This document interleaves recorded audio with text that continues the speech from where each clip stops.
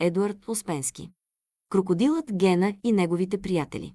Предговор, който може и да не четете. Деца, сигурно всеки от вас си има любима играчка. Може дори 2 или 5. Например, аз, когато бях малък, си имах 3 любими играчки. Огромния гумен крокодил Гена, малката пластмасова кукла Галя и едно нескопосано плюшено зверче със странното име Чебурашка. Чебурашка беше направен във фабриката за играчки. Но толкова лошо, че не можеше да се каже какво представлява – заек, куче или австралийско кенгуру. Очите му бяха големи и жълти като набухъл, главата му – кръгла, заешка, а опашката – късичка и пухкава, каквато обикновено имат малките мечета. Родителите ми твърдяха, че Чебурашка е неизвестен на науката звяр, който обитава знойните тропически гори. Отначало много се страхувах от този неизвестен на науката Чебурашка и не исках да оставам насаме с него в стаята. Но постепенно свикнах със странната му външност, сприятелихме се и започнах да го обичам не по-малко от гумения крокодил Гена и пластмасовата кукла Галя. От тогава мина много време, но и досега помня малките си приятели и затова написах за тях цяла книга. Разбира се, в книгата те ще бъдат живи същества, а не играчки. Първа глава. Едно време в една гъста тропическа гора живеело много забавно зверче. Наричали го Чебурашка. По-точно от началото, като живеело в тропическата гора, не го наричали никак. Нарекли го Чебурашка по-късно, когато напуснало гората и се срещнало с хората.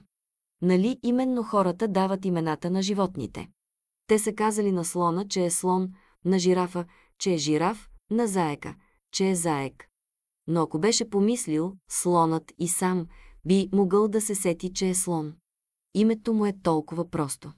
А какво да каже звярат с толкова сложно име като хипопотам? Върви се сети, че не си хипотам, нито попотам, а точно хипопотам. Така и нашето зверче. То никога не се беше замислило как се казва, а просто си живееше в далечната тропическа гора.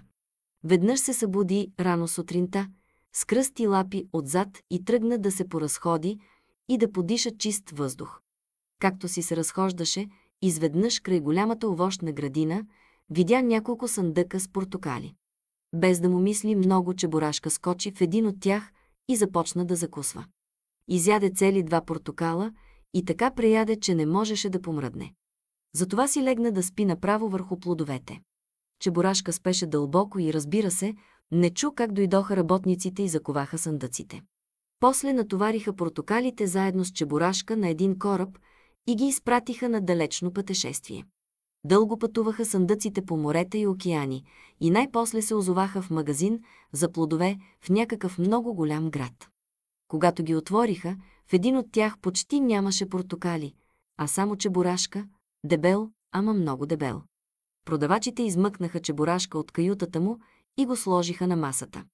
Но Чебурашка не можеше да седи на масата, прекалено дълго бе прекарал в съндъка и му бяха изтръпнали лапите. Той седя, оглежда се наоколо и изведнъж взе, че се пречебураши от масата на стола. Ама и на стола не се задържа дълго, пак се пречебураши. На пода. Гледай го ти, Чебурашка, такъв, каза управителят на магазина. Не го свърта на едно място. Така нашето зверче разбра, че се казва Чебурашка. Какво да те правя сега? Попита управителят. Не мога да те продам вместо портокали, нали? Не зная, отговори Чебурашка. Каквото искате, това ме правете. Наложи се управителят да вземе Чебурашка под мишница и да го занесе в градската зоологическа градина. Но там не го приеха.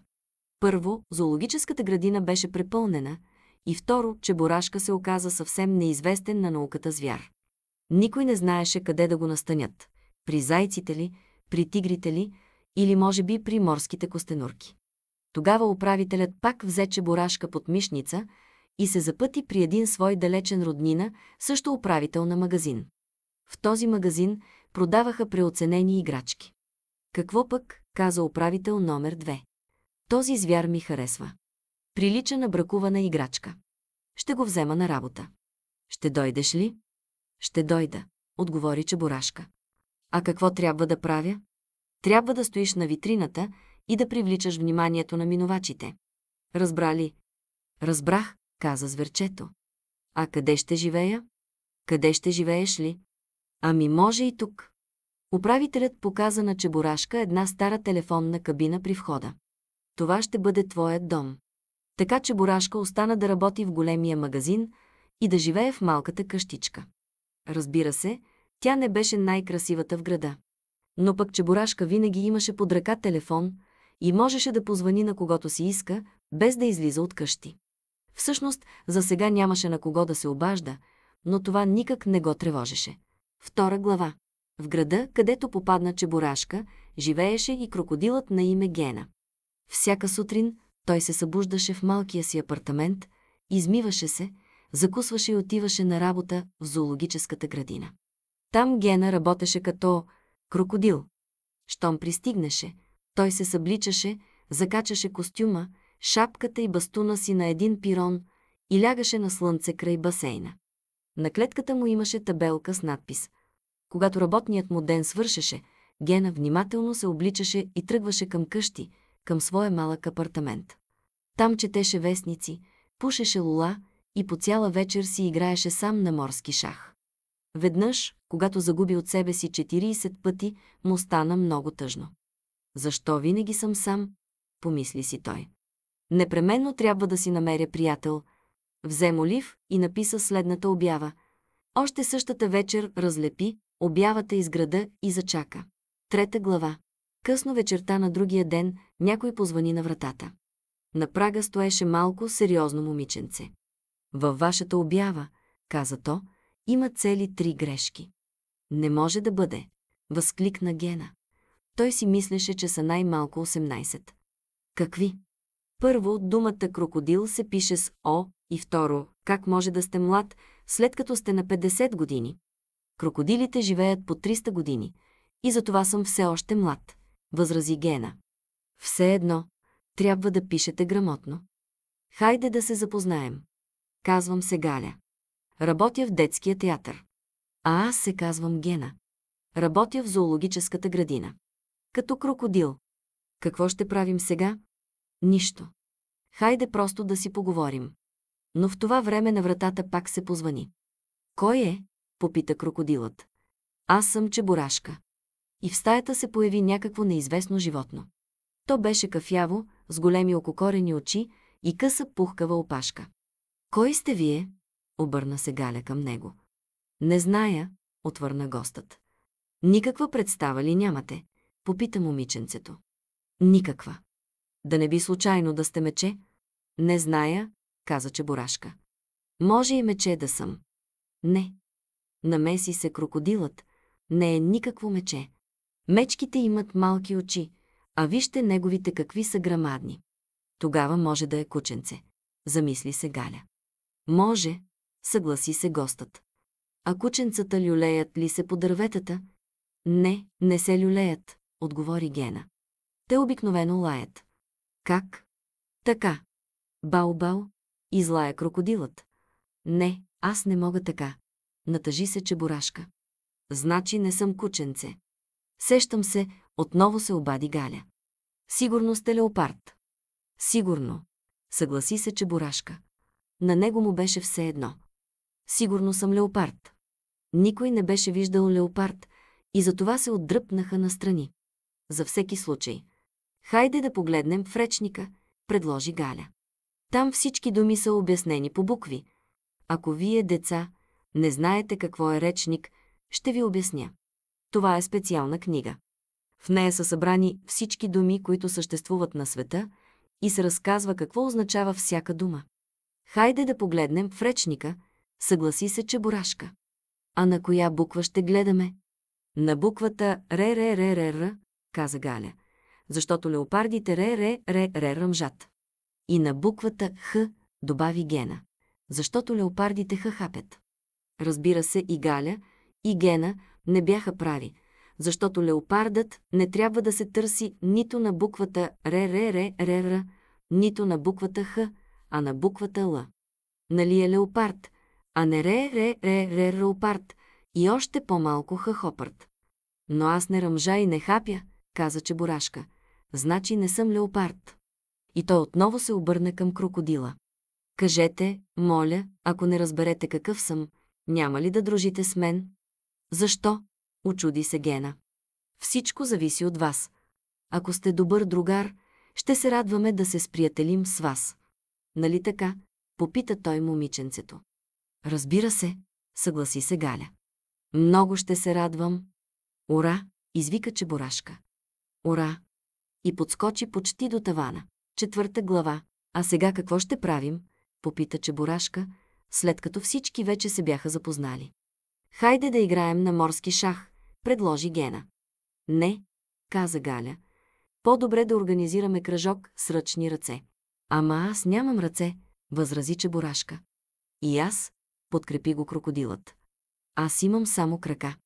Тогава да организираме кръжок с ръчни крака, предложи Чебурашка. Или с ръчна опашка, добави крокодилът. За съжаление, аз нямам опашка, каза Галя. Всички се умълчаха. В това време Чебурашка погледна към малкия будилник на масата. Знаете ли, вече е късно. Време е да си тръгваме. Съвсем не му се искаше новите му приятели да го сметнат за нахален. Да, съгласи се крокодилът.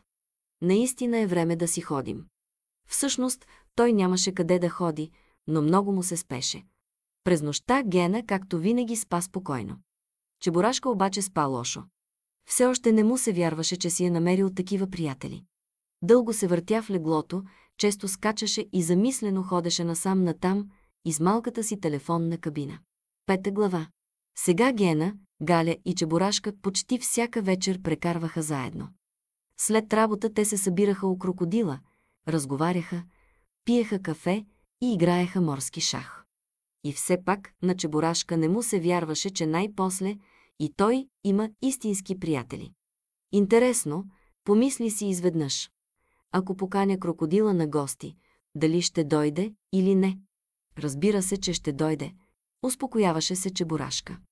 Нали сме приятели? Ами ако не дойде? За да не си блъска главата на празно, Чебурашка взе телефонната слушалка и се обади на крокодила. Ало, Гена, здравей, започна той. Какво правиш? Нищо, отвърна крокодилът. Знаеш ли какво? Ела ми на гости. На гости ли? Учуди се Гена. Защо? Да пием кафе, каза Чебурашка. Това беше първото нещо, което му хрумна. Добре, съгласи се крокодилът, с удоволствие ще дойда. Ура, едва не извика Чебурашка. Но си помисли, че не се е случило нищо особено. Един приятел отива на гости при друг. И няма защо да вика ура, а просто трябва да се погрижи да го посрещне както подобава. Затова каза на крокодила. Само че, моля те, вземи със себе си чашки, защото вкъщи нямам никакви съдове.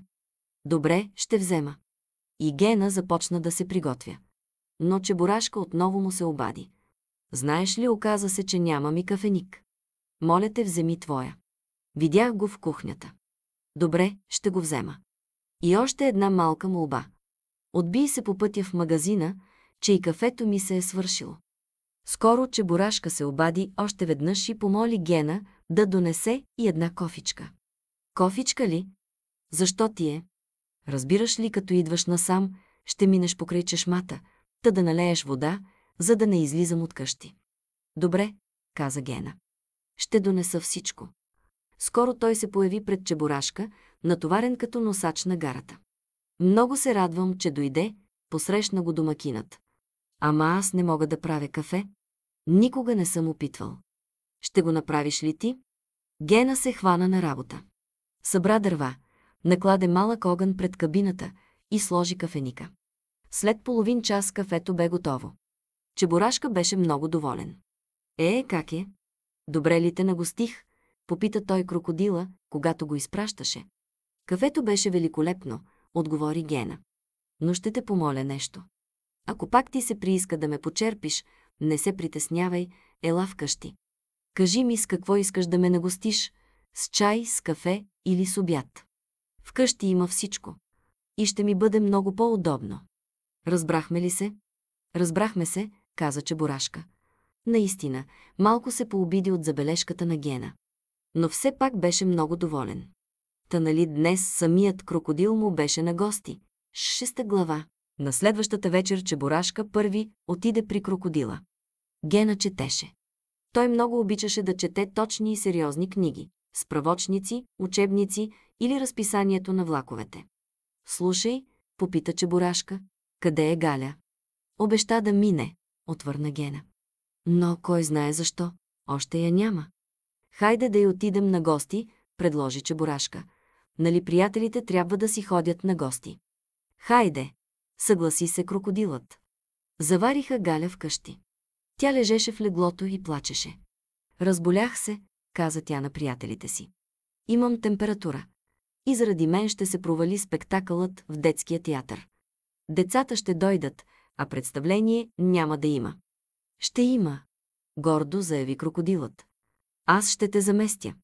Едно време, като малък, той беше участвал в драм-кръжок. Наистина ли? Чудесно ще бъде. Днес ще даваме червената шапчица и аз играя внучката. Спомняш ли си приказката? Разбира се, че си я спомням. Отлично. Ако играеш добре, никой няма да забележи смяната. Талантът прави чудеса. И тя даде на крокодила червената си шапчица. Когато децата отидоха в театъра, гледаха много странно представление. На сцената се появи Гена с червена шапчица. Той вървеше и си наникаше. По улицата се кандилка. Една голяма крокодилка. Насреща му излезе вълкът. Здравей, червена шапчице, произнесе той с безизразен глас и се втрещи. Здравейте, отвърна крокодилът. Накъде си тръгнала? Така. Разхождам се. Не отиваш ли при баба си? Да, разбира се, опомни се крокодилът. При нея отивам. А къде живее баба ти? Баба ми ли? В Африка, на брега на Нил. Аз пък бях сигурен, не баба ти живее ей там, в края на гората. Точно така. Там също имам баба. Сестра на дядо ми.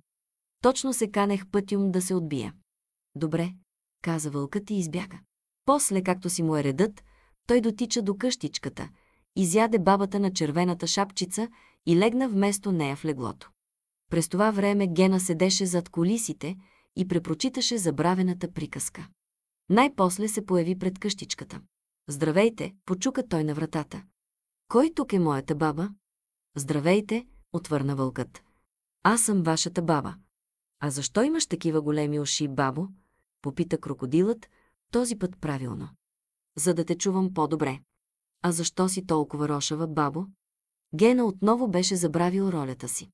Нямам време да се обръсна, внучке, много работа имам. Ядоса се вълкът и скочи от леглото. А сега ще те изям. Това още не се знае, каза крокодилът и се хвърли върху вълка. Така се беше увлякал, че съвсем забрави къде се намира и какво трябва да прави. Изплашен, вълкът избяга. Децата бяха във възторг. Те никога не бяха гледали толкова интересна червена шапчица. Дълго ръкопляскаха и искаха да започнат от начало.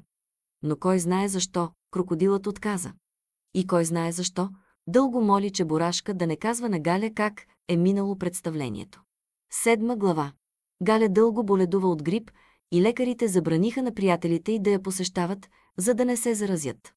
Така Гена и Чебурашка останаха сами. Една вечер след работа Чебурашка реши да се отбие в зоологическата градина при крокодила. Както си вървеше по улицата, изведнъж видя едно мръсно кученце, което седеше на платното и тихичко скимтеше. Защо ревеш? Попита Чебурашка. Аз не рева, отвърна кученцето. Аз плача. А защо плачеш? Но кученцето не отговори, а заплака още по-жаловито. Чебурашка седна до него на бордюра, почака докато се наплаче и после заповяда. Хайде, казвай какво се е случило. Изгониха ме от къщи. Кой те изгони? Стопанката ми. Кученцето отново захлипа. Защо? Попита Чебурашка. Просто така. За нищо. Как се казваш? Тоби. И като се поуспокои малко, кученцето разказа на Чебурашка своята кратка и печална история. Ето я. Кратката и печална история на малкото кученце Тоби. Тоби бил мъничко кученце, съвсем мъничко сокалче, когато го занесли в дома на бъдещата му стопанка.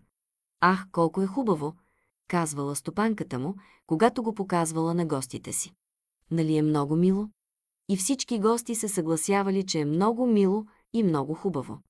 Всички си играели с кученцето и го черпели с бонбони. Времето минавало и кученцето растяло. Вече не било толкова симпатично и тромаво, както преди. Сега стопанката, когато го показвала на гостите, не казвала: «Ах, колко е хубаво!», а напротив: «Моето куче е ужасно грозно. Но не мога да го изгоня от къщи, нали? Имам такова добро сърце. След 5 минути ще се пръсне от мъка». Но един ден някой й донесъл ново кученце. То било също толкова симпатично и тромаво, както Тоби по-рано. Тогава стопанката, без да му мисли много, изхвърлила Тоби от къщи. Не можела да се грижи за 2 животни едновременно. И след 5 минути сърцето й не се пръснало от мъка. Не се пръснало и след 6 минути, дори след 98. Сигурно никога нямало да се пръсне. Какво да правя с това кученце? Помисли си Чебурашка. Можеше, разбира се, да го вземе със себе си. Но не знаеше как ще реагират приятелите му. Ами ако не обичат кучета? Можеше да го остави на улицата. Но му беше много мъчно за него. Ами ако се простуди и се разболее? Знаеш ли какво? Каза Чебурашка най-после. Ето ти ключа. Иди в моята къща, изсуши се и се стопли. А после ще измислим нещо. И продължи да крачи към зоологическата градина. 8 глава. Пред входа на зоологическата градина неочаквано срещна Галя. «Ура!» закрещя Чебурашка. «Значи вече си оздравяла». «Оздравях», отвърна Галя. «Разрешиха ми да излизам от къщи». «Поотслабнала си», каза Чебурашка. «Да», съгласи се момиченцето. «Много ли ми личи?» «Не», възкликна Чебурашка. «Почти не се забелязва. Ти съвсем малко си поотслабнала. Толкова малко, че даже си понапълняла». Галя веднага се развесели и те заедно влязоха в зоологическата градина. Както винаги, Гена лежеше на слънце и четеше книга. «Я гледай», каза Галя на Чебурашка. «Не съм предполагала, че е толкова дебел». «Да», съгласи се Чебурашка. «Той е просто ужасно дебел. Прилича на кренвирш с крачета». «Здравей, Гена», извика Чебурашка на крокодила. «Аз не съм Гена», обидено каза крокодилът, който приличаше на кренвирш с крачета. «Работя втора смяна. А вашият Гена отиде да се облича. Сега ще дойде». Дебелият крокодил сърдито се обърна. В това време дойде Гена с елегантното си палто и с красивата си шапка. «Здравейте», усмихна се той. «Елате ми на гости». «Да вървим», съгласиха се Галя и Чебурашка. Те много обичаха да ходят на гости у крокодила. При Гена приятелите пиха кафе, разговаряха и играха на различни игри.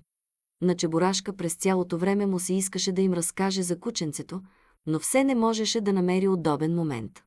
На вратата се позвани. «Влезте», каза Гена. В стаята влезе лъв с пенсне и шапка, направо огромен. «Лъвът Чандър», представи се той. Приятелите се поклониха на лъва и се отдръпнаха назад. «Бихте ли ми казали, тук ли живее крокодилът, който търси приятели?» «Тук», отвърна Гена. «Той живее тук. Само че вече не търси приятели, защото ги има». «Много жалко». Въздъхна лъвът и си тръгна. «Довиждане». «Почакайте», спря го Чебурашка. «Какъв приятел ви трябва?» «Не зная», отговори лъвът. «Просто приятел и толкова». «В такъв случай струва ми се, че мога да ви помогна», каза Чебурашка. «Поседнете при нас за няколко минути, а аз ще изтичам до вкъщи. Може ли?» След известно време Чебурашка се върна, като водеше на каишка изсъхналия Тоби. «Ето кого имах предвид», каза той. «Струва ми се, че ще си подхождате». «Но това е съвсем малко кученце», възрази лъвът. «А аз съм толкова голям». «Какво от това?» рече Чебурашка. «Значи ще го защитавате». «Вярно», съгласи се Чандър. «А вие какво можете да правите?» попита той Тоби. «Нищо», отвърна Тоби.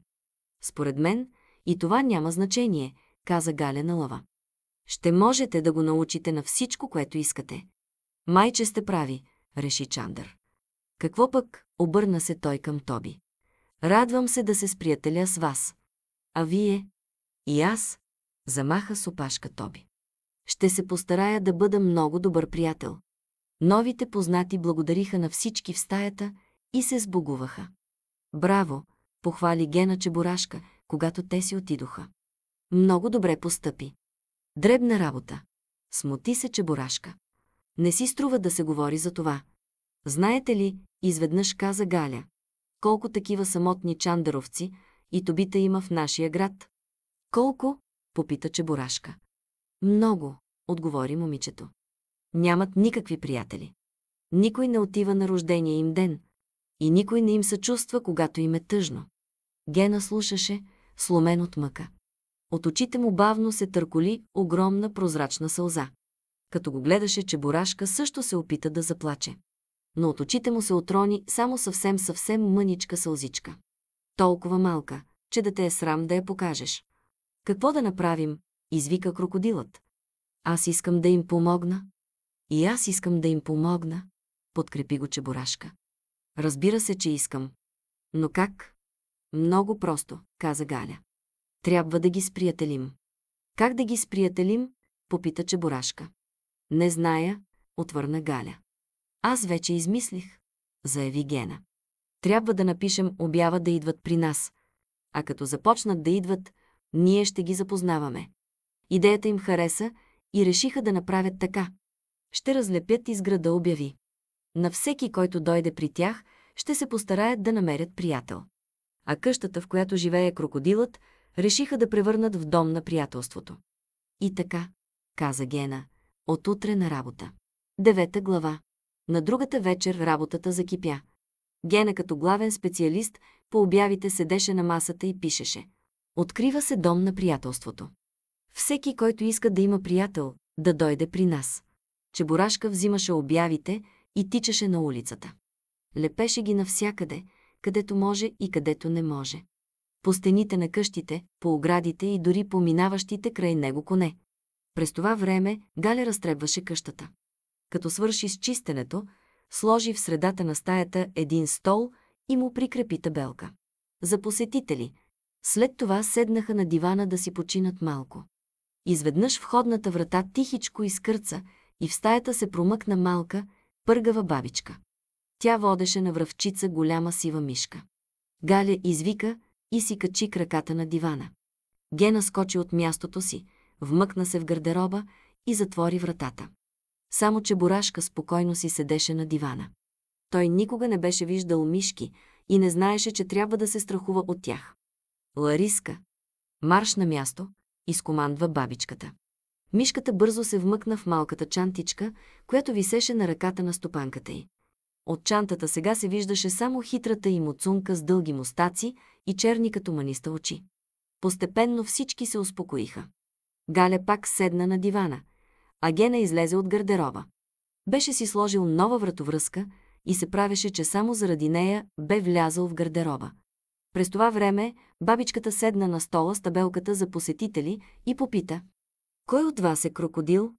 Аз, отговори Гена, като си оправяше вратовръзката. Това е добре, каза бабичката и се замисли. Кое е добре? Попита Гена. Добре е, че сте зелен и плосък. А защо да е добре, че съм зелен и плосък? Защото, ако легнете в тревата, няма да се виждате. А защо трябва да лягам в тревата? Отново попита крокодилът. После ще разберете. А вие коя сте? Най-после се намеси Галя. И с какво се занимавате? Казвам се Шапокляк, каза бабата. Събирам зла. Не зла, а злини, поправи я Галя. И защо? Как защо? Искам да се прославя. А не е ли по-добре да правите добрини? Намеси се крокодилът Гена. Не, отговори бабата, с добрини не можеш да се прославиш. Аз правя по 5 злини на ден. Трябват ми помощници. А какво правите? Много работи, каза бабата. Стрелям по гълъбите с прашка. Поливам минувачите от прозореца с вода. И винаги пресичам улицата, където не трябва. Прекрасно, възкликна крокодилът. А аз защо трябва да лежа в тревата? Много просто, обясни Шапокляк. Лягате в тревата и тъй като сте зелен, никой не ви вижда. Завързваме за едно въженце портмоне и го хвърляме на улицата. Когато минувачът се наведе да го вземе, вие му го измъквате изпод носа. Добре ли съм го измислила? Не, обидено каза Гена. Никак не ми харесва. Пък и в тревата ще настина. Страхувам се, че няма да се разберем с вас, каза Галя на посетителката. Защото искаме да вършим добрини. Дори мислим да открием дом на приятелството. Какво? Извика бабичката. Дом на приятелството. В такъв случай аз ви обявявам война. Чао! Почакайте, задържа я крокодилът. За вас има ли значение на кого ще обявите война? Няма. Тогава обявете я на някой друг, не на нас. Ние сме много заети. Може и на някой друг, каза бабата. Все ми е едно. Лариска, напред, изкомандва тя мишката. И двете изскочиха навън. 10 глава. На следващата вечер Галя приемаше посетители в дома на приятелството, а Гена и Чебурашка седяха настрани и играеха на лотария. Рязко се позвани и на прага застана едно момченце. Това момченце щеше да е съвсем обикновено, ако не беше толкова необикновено рошаво и мърляво. Тук ли дават приятели? Попита то, без да поздрави. Не дават, а подбират, поправи го Галя. Все едно. Важното е дали е тук или не. Тук е тук, успокои го момичето. На тебе какъв приятел ти трябва? Намеси се крокодилът. Трябва ми, каза момчето и очите му заблестяха. Трябва ми двойкаджия. Какъв двойкаджия? Кръгъл. И защо ти е кръгъл двойкаджия? Как защо? Например, мама като ми каже, пак имаш 6 двойки в бележника. Аз ще отговоря, голяма работа, 6. Пък един мой приятел има 8. Разбра ли? Разбрах, каза крокодилът. И ще е много добре, ако е и побойник, нали? Защо? Попита момчето. Как защо? Връщаш се вкъщи, а майка ти казва, пак имаш цицина на челото. Пък ти отговаряш, голяма работа, цицина. Един мой приятел има 4 цицини. Точно така, весело извика момчето, като погледна крокодила с уважение. И да стреля добре с прашка. Казват ми, пак ли си счупил прозорец? А аз им отговарям. Голяма работа, един прозорец. Пък моят приятел счупи 2 прозореца. Нали е така? Така е, подкрепи го Гена. Но трябва да е добре възпитан. Защо? Попита Галя. Как защо? Мама не ми разрешава да дружа с лоши момчета. Значи така, каза Галя. Ако съм ви разбрала правилно, на вас ви трябва добре възпитан двойкаджия и пакостник. Точно така, потвърди момчето. В такъв случай ще трябва да дойдете утре. Ще се опитаме да подберем нещо за вас. Мърлевият посетител се оттегли с достоинство. Разбира се, без да се сбогува. Какво да правим? Попита Галя. Струва ми се, че трябва да му потърсим не пакостник, а добро момче. Не, възрази Гена, трябва да му намерим това, което иска. Иначе ще излезе, че лъжем. Аз не съм възпитан така. Правилно, каза Чебурашка. Трябва да му намерим това, което иска. За да не плаче детето. Добре, съгласи се Галя. Кой от вас ще се заеме с тази работа? Аз ще се заема, заяви Чебурашка. Той винаги гледаше да се нагърби с трудните задачи. И аз ще се заема, каза крокодилът. На него просто много му се искаше да помогне на Чебурашка. 11 глава. Нашите герои бавно вървяха по улицата. Беше им много приятно да вървят и да си говорят. Изведнъж се чу бъб-бъбум и нещо много болезнено чукна крокодила по главата. Ти ли беше? Попита Гена Чебурашка. Какво, аз ли? Ти ли ме удари? Не, отговори Чебурашка. Никого не съм удрял. В това време отново се чу бъб-бъбум и нещо много болезнено чукна самия Чебурашка. Виждаш ли, каза той, и мене ме удариха. Какво ли беше това? Чебурашка се огледа наоколо. И изведнъж на един стълб край оградата забеляза много позната мишка. Погледни, каза той на крокодила. Това е мишката на баба Шапокляк. Сега вече зная кой ни замеря. Чебурашка излезе прав. Наистина беше баба Шапокляк. Тя се разхождаше по улицата със своята питомна мишка Лариска и съвсем случайно видя Гена и Чебурашка. Приятелите изглеждаха толкова доволни, че на нея веднага и се прииска да им напакости. Затова като взе мишката си под мишница, бабата ги изпревари и им направи засада край оградата. Когато приятелите се приближиха, тя извади от джоба си хартиено топче на ластик и започна да ги чука с него по главите. Топчето излиташе иззад оградата, удреше Гена и Чебурашка и се връщаше обратно. А през това време мишката Лариска стоеше върху оградата и насочваше огъня. Но щом топчето излетя отново, Гена бързо се обърна и го хвана с зъби. След това двамата с Чебурашка бавно прекосиха улицата. Ластикът се опъваше все повече и повече. И когато Шапокляк се показа иззад прикритието си, за да види къде се е дянало топчето й, Чебурашка изкомандва «Огън!», а Гена отвори устата си. Топчето със свистене прелетя през улицата и улучи стопанката си. Бабичката моментално изчезна зад оградата. Разбойници, бандити, тапанари такива, искаше и се да им каже от все сърце. Но не можеше, защото устата й беше запушена с хартиеното топче. Разгневената Шапокляк се опита да изплюе топчето, но, кой знае защо, то не се изплюваше. Какво й оставаше да направи? Налагаше й се да изтича до поликлиниката при известния доктор Иванов. «Шушо, шушо, каза му тя. «Шушо, шушо какво?» Не разбра докторът. «Шушо. Не», отговори той.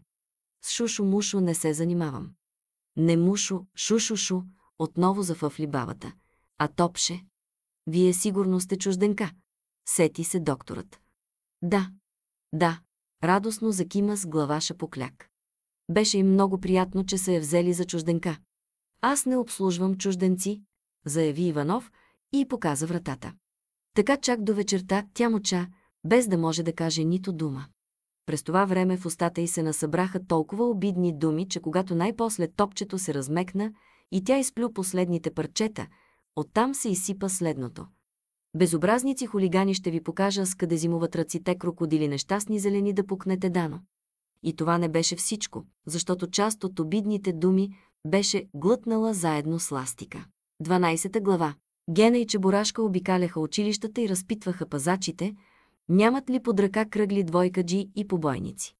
Пазачите бяха сериозни хора. Те предпочитаха да говорят за отличниците и възпитаните момчета, а не за двойкаджиите и пакосниците. Общата картина, нарисувана от тях, беше следната. Всички момчета, които ходят на училище, са отличници, учтиви са, винаги поздравяват, всеки ден си мият ръцете, а някои и вратовете. Разбира се, срещаха се и немирници. Но то пък едни немирници. Само един счупен прозорец за цяла седмица и всичко на всичко 2 двойки в бележника. Най-после на крокодила му провървя. Той узна, че в едно училище има просто превъзходно момче. Първо на първо, пълен безделник, второ на второ, страшен побойник и трето на трето, по 6 двойки на месец. Точно това, което търсеха. Гена записа името и адреса му на едно листче. После доволен си тръгна към къщи. На Чебурашка по ударение не му провървя. И той намери такова момче, каквото търсеха. Не момче, а съкровище. Оставач. Драка. Бяга от училище. От прекрасно семейство и има по 8 двойки на месец. Но това момче категорично отказа да дружи с някой, който има по-малко от 10 двойки. Обаче и дума не можеше да става, че ще се намери такъв. Затова Чебурашка се върна вкъщи разстроен и веднага легна да спи. 13 глава. На другия ден мърлявото хлапе, за което търсеха двойкаджия, се появи отново. «Намерихте ли?» попита то Галя, както винаги, без да се сети да поздрави. «Намерихме», отговори Галя. «Струва ми се подходящо момче. Първо на първо непрекъснато бяга от училище», каза крокодилът. «Това е добре. Второ на второ страшен побойник. Прекрасно. Трето на трето 6 двойки на месец и освен това ужасен мърлю. Двойките са малко», обобщи посетителят. «Останалото е подходящо». «Къде учи?» «В 5-то училище», отговори Галя. «В 5-то ли?» С учудване проточи хлапето. «А как се казва?» «Казва се Дима», отвърна крокодилът, като погледна в листчето. «Пълен безделник. Точно това, което ни трябва». Което ни трябва? Което ни трябва? Разсърди се Хлапето. Съвсем не е това, което ни трябва. Това съм аз. Настроението му веднага се развали. А вие нищо ли не намерихте? Попита той Чебурашка. Намерих, отговори той. С 8 двойки. Само че той не иска да дружи с теб, тъй като имаш само 6. На него му трябва някой, който има 10 двойки. Ако получиш 10, сигурно ще се разберете. Не, каза Хлапето. 10 вече е прекалено. По-добре 4. То бавно тръгна към изхода. Наминавай, извика след него крокодилът. Може и да намерим нещо. Добре, каза момчето и излезе. 14 глава. Мина час. После още половин. Нямаше никакви посетители. Но изведнъж прозорецът се отвори и в стаята се провря някаква странна глава с къси рокчета и дълги подвижни уши. Здрасти, каза главата. Струва ми се, че не съм сгрешила. Здрасти, отвърнаха нашите приятели. Те веднага разбраха кой е дошъл. Такава дълга шия можеше да има само едно животно – жирафата. Казвам се Анюта, каза гостенката. Бих искала да си намеря приятели. Тя помириса цветята, сложени на прозореца, и продължи. Всички вие сигурно много се интересувате защо такава мила и симпатична жирафа си няма приятели. Нали така? Гена, Галя и Чебурашка се съгласиха, че наистина е така. Тогава ще ви обясня. Работата е там, че съм много висока. За да разговаря някой с мене, трябва да вдига главата си нагоре. Жирафата се протегна и се погледна в огледалото. А когато вървите по улицата с вдигната нагоре глава, непременно ще паднете в някоя яма или в канавката. Така всичките ми познати се изпозагубиха по улиците и вече не зная къде да ги търся. Тъжна история, нали? Гена, Галя и Чебурашка пак се съгласиха, че историята е много тъжна. Жирафата говори дълго. От свое име и вместо всички останали. Но независимо, че говори толкова дълго, не каза нищо смислено. Тази особеност е извънредно рядка в наше време. Поне сред жирафите. Най-после, след много приказки, Гена все пак успя да изпрати гостенката. И когато тя си отиде, всички въздъхнаха с облегчение. Каза Галя, време е да си вървим. Все пак трябваше малко да си починат. 15 глава. Но крокодилът така и не можа да си почине. Едва беше легнал да спи, когато на вратата тихичко се почука. Гена отвори и видя на прага малка маймунка с люлякова шапчица и червен анцук. Здравейте, поздрави я крокодилът. Влезте. Маймунката мълчаливо влезе и седна на стола за посетители. Сигурно ви трябват приятели. Обърна се към нея крокодилът. Нали така? Така, закима гостенката, без да си отвори устата. Сякаш беше пълна с каша или с топчета за пинг-понг. Не произнесе нито дума и само от време на време кимваше с глава в знак на съгласие. Гена се замисли за секунда, после попита направо. Вие сигурно не можете да говорите? Както и да отговореше сега маймунката, щеше да излезе едно и също. Ако кимнеше с глава, да, щеше да се получи. Да, аз не мога да говоря, ако поклатеше отрицателно глава. Не, пак щеше да излезе. Не, аз не мога да говоря. Затова се наложи да си отвори устата и да извади оттам всичко, което й пречеше да говори. Гайчици, винтчета, кутийки с боя за обувки, ключета, копчета, гумички и други необходими и интересни предмети. Мога да говоря, заяви тя най-после и започна да подрежда нещата в устата си. Един момент, спря я крокодилът.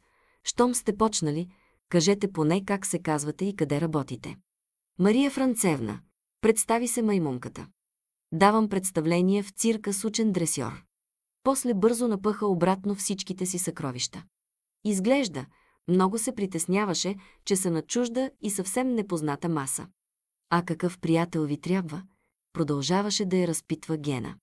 Маймунката помисли малко и понечи да извади пак всичко, което й пречеше да говори. Почакайте, спря я Гена. Сигурно ви е нужен приятел, с когото няма да се налага да разговаряте. Нали така? Точно така. Кимна с глава посетителката със странното име Мария Францевна. Точно така, точно така, точно така. Добре, завърши крокодилът. Тогава наминете към нас след седмица. Когато маймунката си отиде, крокодилът излезе и написа на едно листче, което залепи до входа. Домът на приятелството е затворен за вечеря. След това помисли малко и добави: и до сутринта. Обаче нови изненади очакваха Гена. Когато маймунката бе прибирала ценните си предмети в устата, случайно бе пъхнала там и неговия малък будилник. Затова на сутринта крокодилът Гена здравата се успа за работа и по този повод си има много неприятен разговор с директора. Когато си тръгна от къщата на крокодила, в ушите на маймунката нещо непрекъснато тиктакаше. И това много я тревожеше. А рано сутринта, в 6 часа, нещо така силно извъня в главата й, че горката маймуна бегом се понесе от леглото си към кабинета на доктор Иванов. Докторът внимателно я преслуша, а после заяви: едно от двете. Имате или нервен тик, или неизвестна на науката болест. И в двата случая рициновото масло е много полезно. Този доктор беше много старомоден и не признаваше никакви нови лекарства.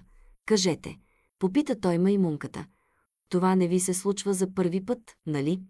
Както и да кимнеше маймунката, да или не. Все щеше да се получи, че не е за първи път. Затова не й оставаше нищо друго, освен да извади от устата си съкровищата. Тогава на доктора всичко му стана ясно.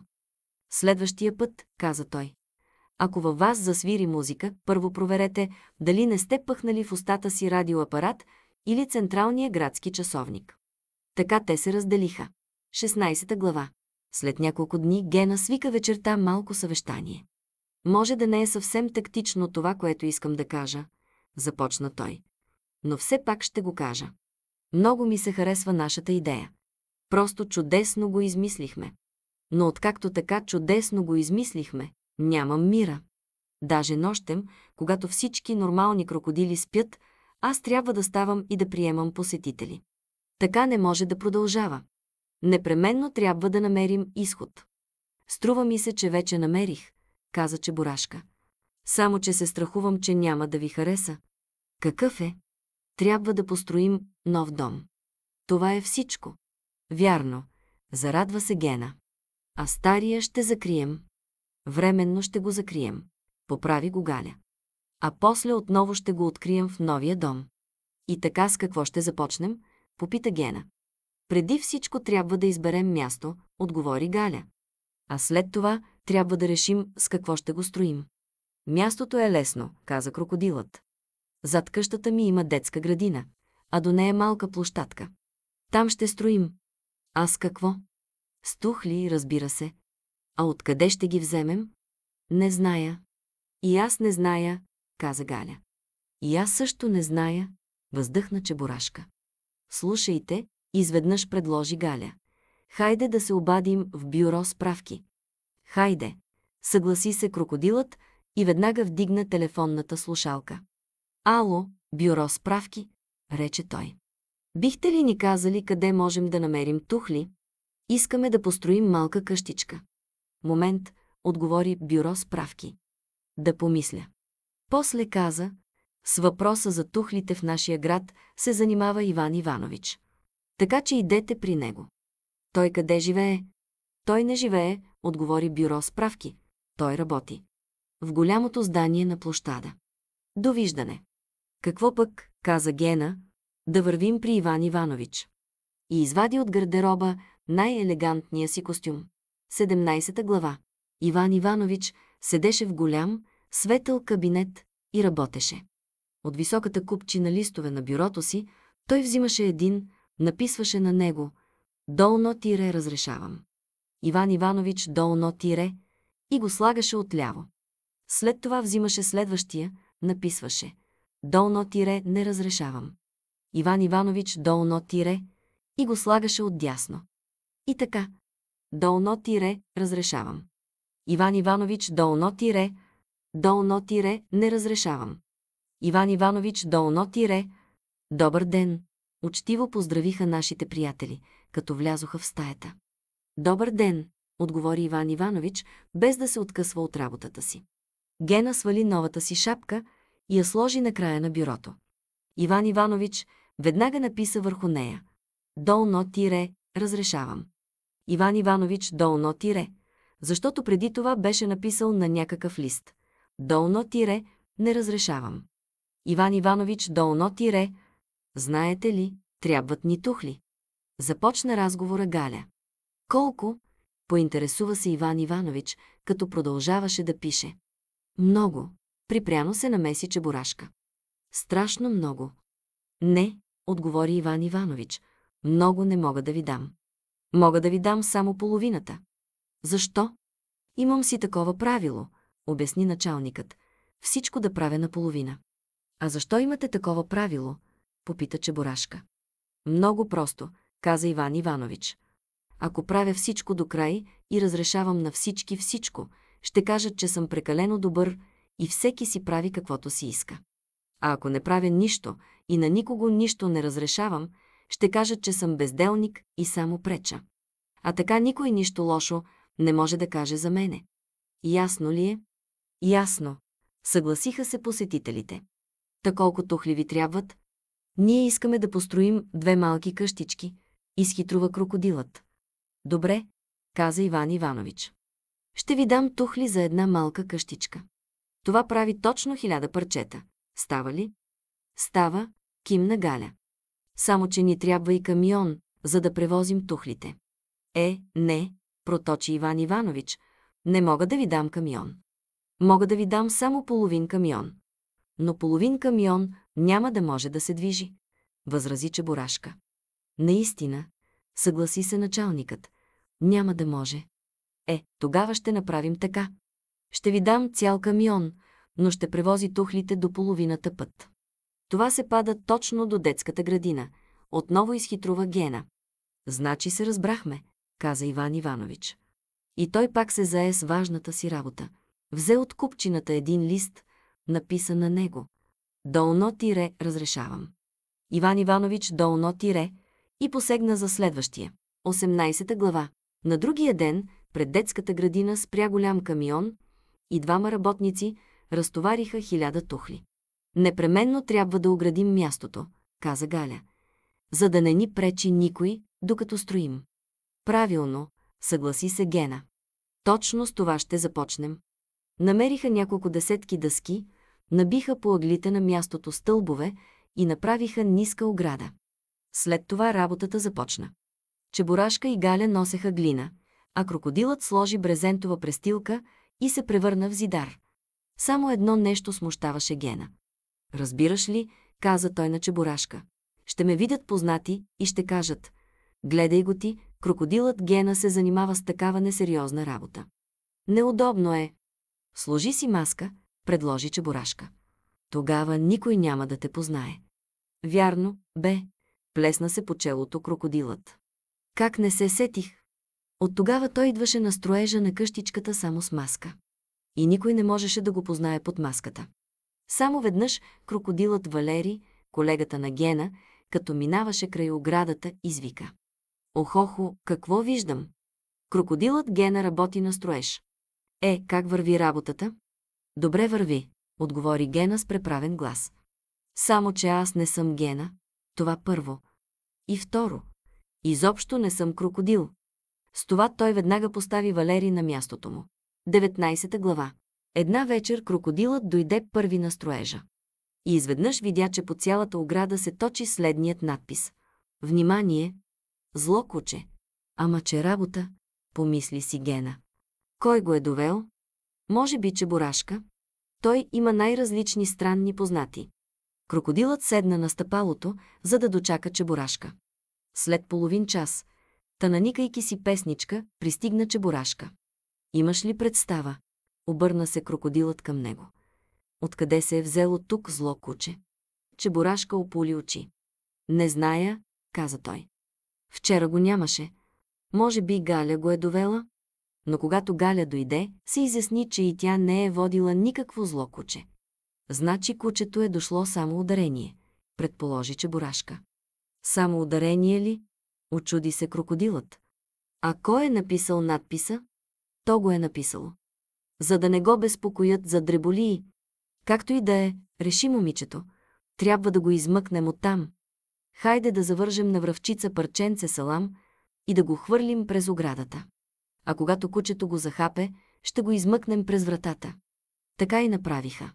Взеха парченце салам от вечерята на Чебурашка, завързаха го с канап и го прехвърлиха през оградата. Но никой не дръпна канапа. Може пък да не обича салам, каза Чебурашка. Може би обича рибни консерви или сандвичи с кашкавал. Ако не бяха новите ми панталони, избухна Гена, щях да му дам да разбере. Не е ясно как щеше да свърши всичко, ако зад оградата не беше изскочила една котка. Тя беше захапала салама на връвчицата. Котката погледна приятелите и бързо избяга. Толкова бързо, че Чебурашка дори не успя да дръпне канапчето с вечерята си. Какво е това? Разочаровано каза той. Пишат едно, а в действителност излиза друго. Той се провря през портичката. Няма никакво куче. И не е имало. Сети се Галя. Просто някой е решил да ни попречи. Това е всичко. И аз зная кой, извика Гена. Това е баба Шапокляк. Няма кой друг. Заради нея цяла вечер не работихме. А утре ще измисли нещо друго. Ще видите. Утре нищо няма да измисли, твърдо заяви Чебурашка. Той изтри първия надпис и написа на оградата. След това избра дълъг и здрав прът и го подпря отвътре на портичката. Ако някой я отвореше и пъхнеше вътре любопитния си нос, прътът непременно щеше да го чукне по главата. След това Галя, Гена и Чебурашка спокойно тръгнаха всеки по работата си. 20 глава. Баба Шапокляк винаги излизаше от къщи късно, вечер за нощните си разбойничества. Тя рисуваше мустаци по афишите и плакатите, разсипваше буклука от кошчетата и от време на време стреляше с въздушен пистолет, за да плаши нощните минувачи.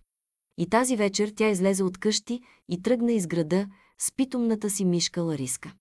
Реши да мине първо през строежа на новия дом, за да направи там поредната бъркотия. Когато приближи до оградата, видя следния надпис. Интересно, помисли си бабата, кой е този зъл Чебурашка? Трябва да погледна. Дощя й се да открехне портичката и да надникне. Но щом направи това, прътът, подпрян отвътре, веднага падна и силно я чукна по носа. Бандити, разкрещя се бабата. Разбойници. Ще ви дам да се разберете. Ще видите вие. И като пъхна питомната си мишка под мишница, хукна към зоологическата градина. В главата на баба Шапокляк вече бе озрял страшен план за отмъщение. Тя знаеше, че в зоологическата градина живее зъл и глупав носорог на име Пиленцето. Всяка неделя бабата го хранеше с гевреци, опитвайки се да го опитоми. Носорогът беше изял 5 геврека и Шапокляк смяташе, че вече е съвсем питомен.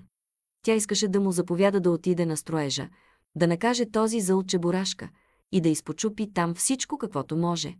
Вратите на зоологическата градина бяха затворени. Без да му мисли много, бабата прескочи оградата и тръгна към клетката на носорога. Носорогът, разбира се, спеше. Като спеше, той, разбира се, хъркаше. А хъркаше така силно, че да се чудиш как спи при такъв шум. Ей ти, ставай, извика му бабата. Има работа за тебе. Но Пиленцето нищо не чуваше. Тогава през пръчките на решетката тя започна да го бута с юмрук в хълбока. Това също не даде никакъв резултат. Наложи се да намери дълга пръчка и с нея да налага носорога по гърба. Най-после Пиленцето отвори очи. Беше много ядосан, че са го събудили. И, разбира се, вече не си спомняше да е ял някакви гевреци. А Шапокляк отвори вратичката и свик. Напред. По-бързо. Затича към изхода на зоологическата градина. Носорогът хукна след нея, но не защото му се искаше по-бързо и напред. Просто много му се щеше да бодне тази проклета бабишкера. Пред вратата Шапокляк спря. Стоп, каза тя. Трябва да отворим вратата. Обаче носорогът не спря. Както тичаше, той връхлетя върху бабата и така я намушка, че тя в миг прелетя през оградата. Бандит! Безобразник! Разкрещя се Шапокляк, като потриваше ударените си места. Сега ще ти покажа аз. Но не успя нищо да му покаже. Носорогът изби вратата и отново хукна след нея. Не храни, майко! Крещеше Шапокляк тичешком. Сега ще отида в полицията, Там ще ти дадат да разбереш. Там ще те научат тебе. Но тя нямаше никакъв интерес да тича в полицията. Там по-скоро биха научили нея, а не носорога. Кой знае какво щеше да се случи по-нататък, ако на пътя и не се беше изпречило едно високо дърво. За миг бабата се покатери чак на върха му. Всичко е наред, каза тя, като се настаняваше по-удобно на клоните. Тук не може да се качи. Ку-ку. Носорогът се повъртя отдолу, после си намери наблизо една удобна канавка и легна да спи. 21 глава. През това време Чебурашка, който беше прекарал цялата вечер у крокодила, най-после реши да си върви вкъщи. По пътя намисли да мине през строежа на новия дом, за да види всичко ли е наред. Както беше тръгнало, това съвсем не беше излишно. Чебурашка бавно вървеше по тъмната улица. Всички в града отдавна спяха и наоколо нямаше жива душа. Но изведнъж точно над Чебурашка, от едно високо дърво, се чу някакво шумолене. Кой е там? Попита той. Аз съм Шапокляк, отговори му тъничко гласче. Баба Шапокляк. И Чебурашка наистина видя сред клоните своята стара познайница. Какво правите там? Вися, отвърна бабата. Вече 2 часа. Ясно, каза Чебурашка и си тръгна по пътя. Отговорът на бабата никак не го очуди. От нея можеше да се очаква всичко. Щом виси от 2 часа на дървото, тя си знае защо го прави. Но в последната минута Чебурашка се върна. Интересно, колко време се катерихте дотам? Сигурно не по-малко от час. Ами, каза бабата, не съм толкова туткава. Покатерих се за 10 секунди. За 10 секунди? Толкова бързо? Защо? Защото ме гонеше носорог. За това. Ама че работа, проточи Чебурашка. Кой го е пуснал от зоологическата градина? И защо? Но бабата не искаше да обяснява нищо повече. Ако много знаеш, бързо ще остарееш, каза само тя. Чебурашка се замисли. Много пъти беше чувал за този зъл и глупав носорог и му беше ясно, че трябва да се направи нещо. Иначе скоро не само Шапокляк, но и всички останали жители на града щяха да увиснат по дърветата като играчки за елха. Ще изтичам да го намеря, реши нашият герой. След няколко секунди той се спъна в носорога. Онзи изрева и се хвърли към храбреца. Понесоха се по улицата с бясна скорост. Най-после Чебурашка сви зад един ъгъл, а носорогът продължи напред. Сега Чебурашка тичаше след носорога, като се стараеше да не изостава. При удобен случай мислеше да се обади в зоологическата градина и да извика на помощ служителите. Интересно, как ли ще ме наградят за задържането му, размишляваше Чебурашка, докато тичаше. Той знаеше, че има 3 медала – за спасяване на давещи се, за храброст и за труд. За спасяване на давещи се в случая явно не подхождаше. Сигурно ще ми дадат за храброст, мислеше си той, преследвайки пиленцето. Не, май няма да ми дадат за храброст, мина му през ума, когато отново се наложи да бяга от разярения носорог. А когато пробяга из града 15 на километра, окончателно се убеди, че ще бъде награден с медал за труд. Но ето, че Чебурашка видя встрани самотна малка къщичка. Веднага се насочи към нея. Носорогът не изоставаше. Те обиколиха къщичката 5 или 6 пъти. Сега вече изобщо не можеше да се разбере кой кого гони. Дали носорогът Чебурашка, дали Чебурашка носорога, или всеки си тича сам за себе си. За да си изясни тази бъркотия, Чебурашка отскочи настрани. И докато носорогът се носеше по кръга, сам Чебурашка спокойно седеше на пейката и размишляваше. Изведнъж му хрумна прекрасна мисъл. Ей, приятел, извика той на носорога. Хайде след мен. И се понесе по една дълга, постепенно стесняваща се уличка. Пиленцето хукна подир него. Уличката ставаше все по-тясна и по-тясна. Накрая толкова се стесни, че носорогът вече не можеше да тича. Той се заклещи между къщите като тапа в бутилка. На сутринта дойдоха служителите от зоологическата градина. Те дълго благодариха на Чебурашка и дори обещаха да му подарят живо слонче, ако им остане някое излишно. А през деня цялата пожарна команда сваляше баба Шапокляк от дървото. 22 глава. Сега вече никой не пречеше на строежа. Но въпреки всичко работата вървеше много бавно. Ако продължаваме да строим само тримата, каза веднъж Гена, ще построим дома най-рано след 1 година. На всяка цена ни трябват помощници. Правилно, подкрепи го Чебурашка. И дори зная къде да ги намерим. Къде? Сега ще ви кажа. За кого строим нашия дом? За тези, които искат да имат приятели. Тогава нека да ни помагат. Така ли е? Така е, извикаха Галя и Крокодилът. Чудесно си го измислил. Непременно трябва да ги повикаме. И на строежа се появиха помощници. Дойдоха жирафата Анюта, маймунката Мария Францевна и, разбира се, двойкаджията Дима. Освен това, към строителите се присъедини и едно много скромно и възпитано момиченце Маруся, пълна отличничка.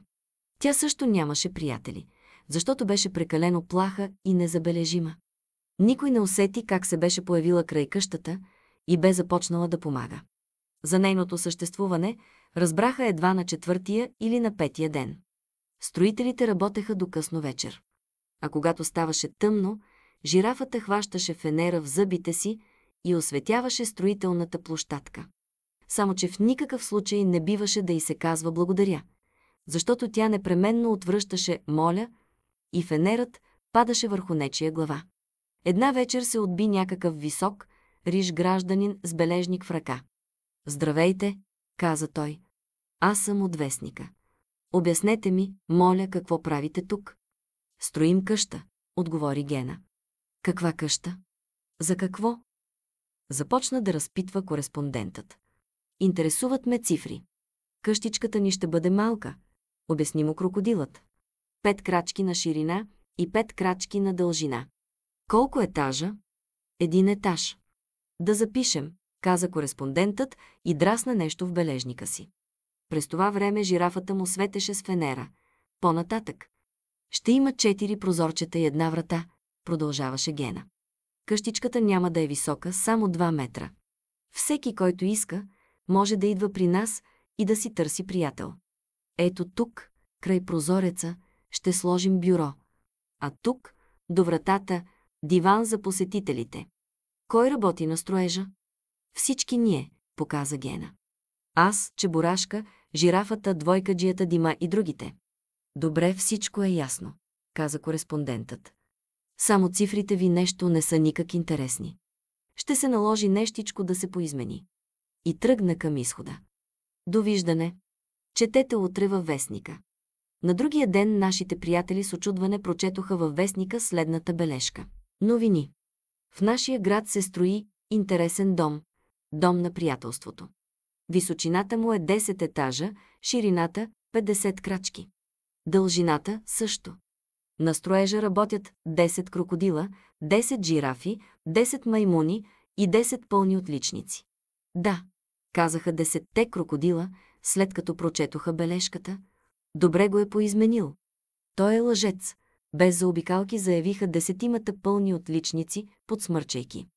„Виждали сме ги такива.“ И всички строители единодушно решиха да не допускат повече високия гражданин до своята къщичка. Даже на разстояние от 10 топовни изстрела. 23 глава. Къщата растеше не с дни, а с часове. Отначало стигаше до коляното на крокодила. След това до шията. После го скри заедно с ръчичките. Всички бяха много доволни. Само Чебурашка с всеки изминал ден ставаше все по-тъжен и по-тъжен. „Какво ти е?“ попита го веднъж крокодилът. „Неприятности ли имаш?“ „Да“, отвърна Чебурашка. „Имам неприятности. Канят се да затварят нашия магазин. Никой не купува преоценени стоки.“ „Защо мълча досега?“ отново попита Гена. „Не исках да ви тревожа с дреболии. Стигат ви и вашите грижи.“ „Хубави дреболии“, възмути се крокодилът. „Добре, ще се опитаме да ти помогнем някак.“ „Измислих“, извика той след 5 минути.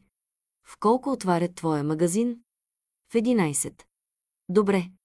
Всичко ще бъде наред.“ На следващия ден, първото, което крокодилът стори, беше да помоли да го пуснат от работа.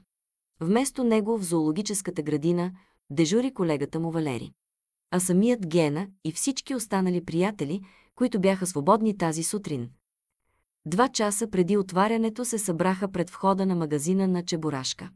Гена, Галя, Дима, дългокраката жирафа и самият Чебурашка се въртяха пред вратата, надничаха през прозорците и с нетърпение възклицаваха: „Кога ще отворят? Кога ще отворят?“ Дойдоха управителят на магазина и продавачите. Те също започнаха да надничат през прозорците на своя магазин и да възклицават: „Кога ще отворят? Кога най-после ще отворят?“ Наблизо мина баба Шапокляк с дресираната Лариска. Помисли и застана на опашката. Приближи се дребничък дядо с голяма чанта и попита какво ще продават. Шапокляк не каза нищо, само многозначително свира мене. Сигурно нещо интересно, реши дядото и също започна да наднича през прозорците. С една дума, преди отварянето на магазина опашката достигна грандиозни размери. В 11 вратата се отвори и хората се втурнаха в магазина. Те купуваха всичко, което им попаднеше под ръка. Би било много жалко да стоят 2 часа на опашка и да не купят нищо. Само на газените лампи никой не обръщаше внимание. Всички си имаха електричество. Тогава управителят на магазина намери бои и написа: „Хайде на газените лампи. Продажбата в двора. Не са много за това. Само по 2 на глава.“ На часа всички купувачи хукнаха към двора и започнаха да разграбват лампите. Тези, които си купиха, бяха много доволни, а тези, за които не стигнаха, бяха много недоволни и се сърдеха на ръководството на магазина. Що се отнася до баба Шапокляк, тя се здоби с 2 чифта, за себе си и за Лариска. Лампите и досега са си от тях. Както се казва, за черни дни. 24 глава. Една неделя Гена се обърна към всички строители. „Стените на къщата са почти готови“, каза той. „И трябва да решим какъв покрив ще правим.“ „Как какъв?“ възкликна жирафата. „Много просто.“ Тя се наведе, оправи една тухла, която беше лошо поставена, и продължи. „Обикновено покривите се правят от нещо, което не пропуска вода. Впрочем, може и изобщо да не се прави покрив.“ „Благодаря“, каза крокодилът на Анюта. „Сега вече ни стана значително по-ясно. А какво ще каже нашата уважавана маймунка?“ Мария Францевна се позамисли за миг, след това извади от джоба си чиста носна кърпа, сложи в нея всичките си съкровища и каза: „Нищо.“ После внимателно подреди скъпоценностите си обратно в устата. Впрочем, напоследък бузите на маймунката забележимо бяха напълнели, защото новите й познати започнаха да й дават на съхранение различни дребни предмети. Ако случайно сте намерили на улицата ключе от куфар, а все още не сте намерили самия куфар, спокойно можете да го дадете на маймунката. Докато намерите куфара, ключето ще бъде на сигурно място. Какво? Продължаваше през това време Гена. „Никой нищо ли няма да ни посъветва?“ „Може ли аз да кажа?“ попита плахо момиченцето Маруся. „Струва ми се, че измислих. Около къщичката ни има ограда. А тя вече не ни трябва. От нея може да се направи покрив.“ „Ура!“ извикаха строителите. „Добре го измисли.“ „Съгласен съм“, каза Гена.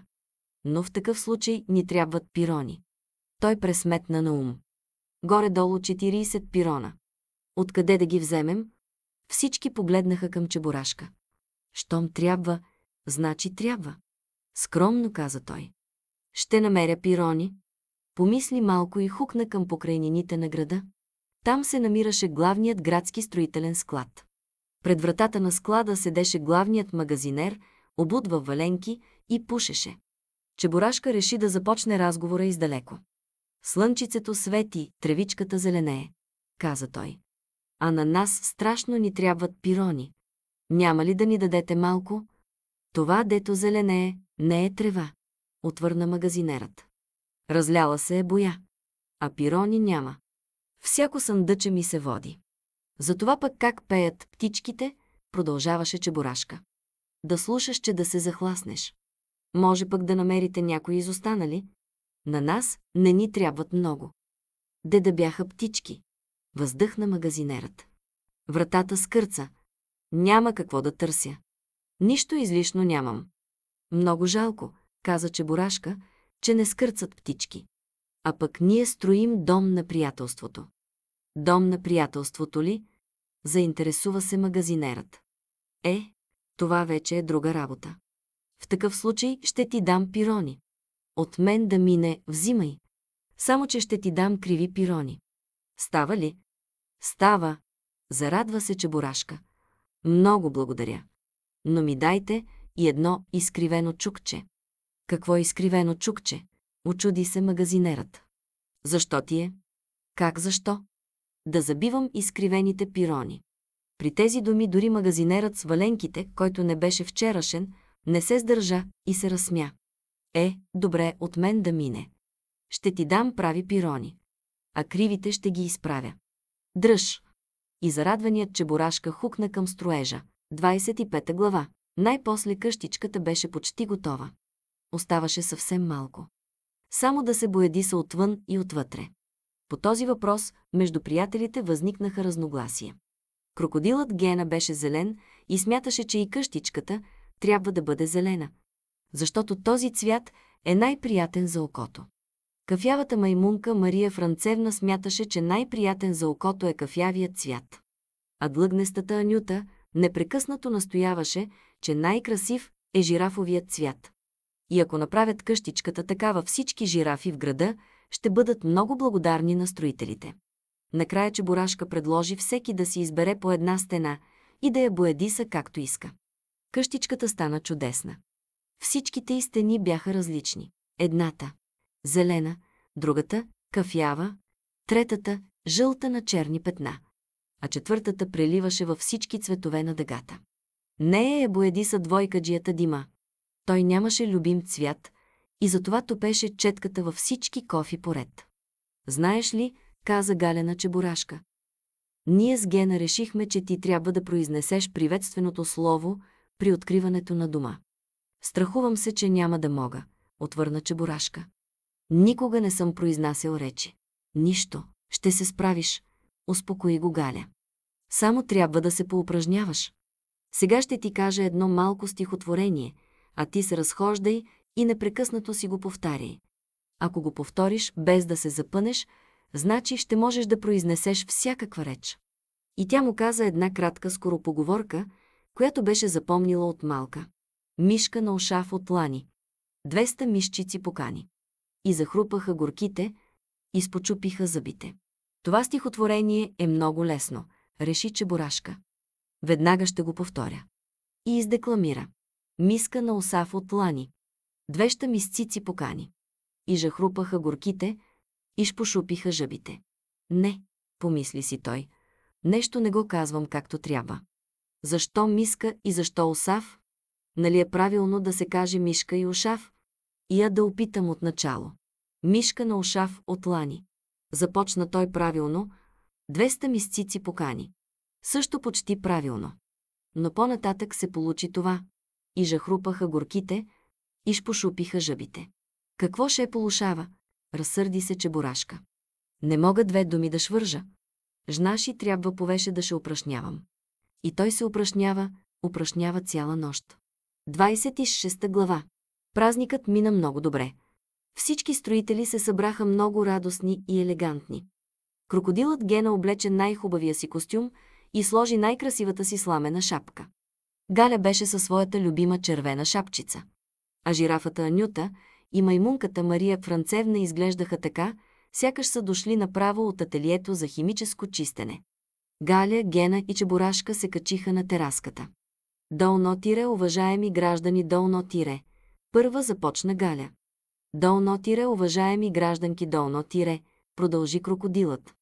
Долно тире и уважаеми гражданчета, долно тире, последен произнесе Чебурашка, за да каже и той нещо. Долно тире, сега Чебурашка ще произнесе реч.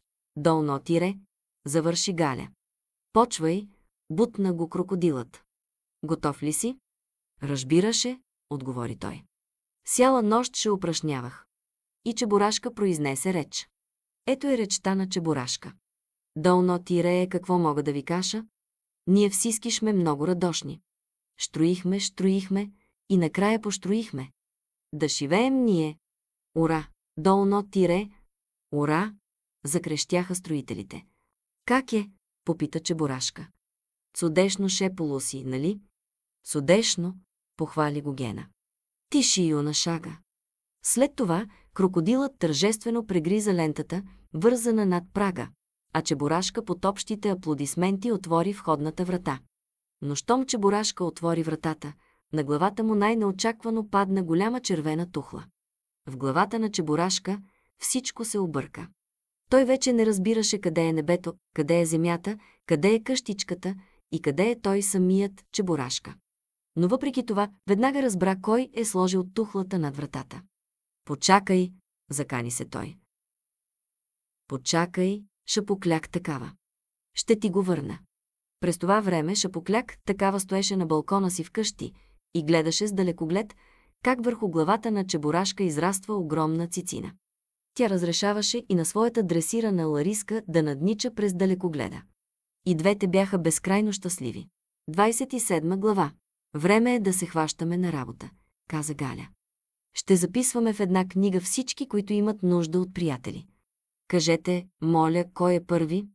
Но изведнъж настъпи тишина. Колкото и да беше странно, нямаше първи. Всички мълчаха.